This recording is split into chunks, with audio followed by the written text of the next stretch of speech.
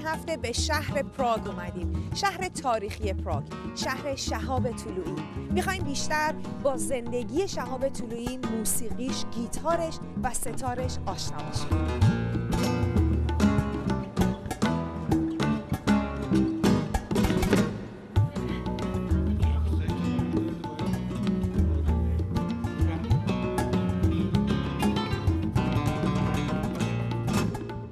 کنسرتی که امشب هستش الان در حال آماده کردنش هستیم. کنسرت در حقیقت تولد سیدی ماست که چند وقت پیش ضبط شده. امروز یکی از گیتاریست‌های خیلی معروف چک در حقیقت اینو چیزش میکنه، قصه تعمیرش میکنه، به دنیا میاد. در حقیقت دیگه توی بازار هست و در حقیقت مناسبش کردیم با سال نو در حقیقت ایرانی. در حقیقت مردم نشون بدیم که واقعا چی داریم. مردم الان مثلا این کنسرت ما برای سال نو بود. خیلی حتی نمیدونستن که سال نو ما در حقیقت روز اول بهار هستش و میگن چقدر در حقیقت منطقیه که سال نو در حقیقت روز اول بهار باشه. واسهشون جالبه. این در حقیقت وظیفه ماست. بشینیم هر موزیسیانی، هر دکتری، هر کارگری، هر کسی در حقیقت نشون بده خودش رو به عنوان ایرانی و نشون بده که چی داره ایران. دف، تنبک، گیتار، ستار، ایرانی و اسپانیایی، همه اینها در ذهن شهاب نوت‌هایی هستند که در آخر به یک موسیقی واحد تبدیل میشن. موسیقی تلفیقی. و اما خود شهاب اهل کجاست؟ اصالتا اگه بخواید از من سوال بکنید، اصالت منم تلفیقیه. من در حقیقت شهسواری هستم، من شمالی هستم، خانواده من همه شمالی هستن. من خودم رو شهسواری میدونم واسه خاطر اینکه شمالی هستم، اونجا در حقیقت بزرگ شدم تو این شهر. ولی من خودم لاهیجان دنیا آمدم، ولی شناسنامه‌مو تهران گرفتم. بعد رفتیم مشهد، بعد وقتی که 5 سالم بود 6 سالم بود رفتیم تهران که مدرسه رو در حقیقت تهران رفتم تا آخر دبیرستان. بعد برگشتم برای دانشگاه شهسوار دوباره که دانشگاه در حقیقت شالوست.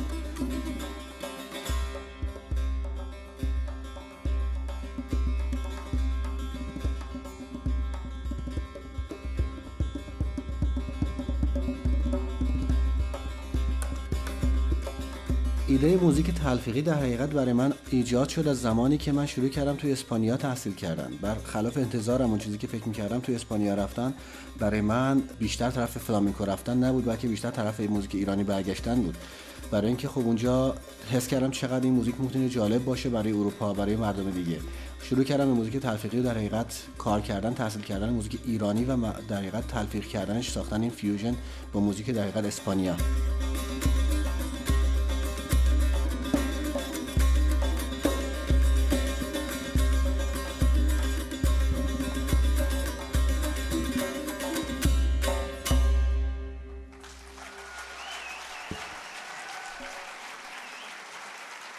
یک حرفی که دقیقا من همیشه به همه میزنم، میگم موزیک رو به خاطر شنونده پایین نیارید، شنونده رو به خاطر موزیک ببرید بالا. ما با موزیک در حقیقت الانی که در حقیقت داریم تولید میکنیم هیچ چیز رو از ایران نشون نمیدیم. دقیقا خارجی‌ها که میشناسم دقیقا موزیک پاپ ما رو حتی یک دقیقه نمیتونن گوش بکنن، ولی موزیک ایران و موزیک سنتی ایران رو میشینن گوش میکنن. آدلا رقصنده باله است که در گروه باله ملی کشور جمهوری چک در سالن رودولفینوم میرقصه. حضور اون در کنسرت شهاب بینندگان رو غافلگیر کرد.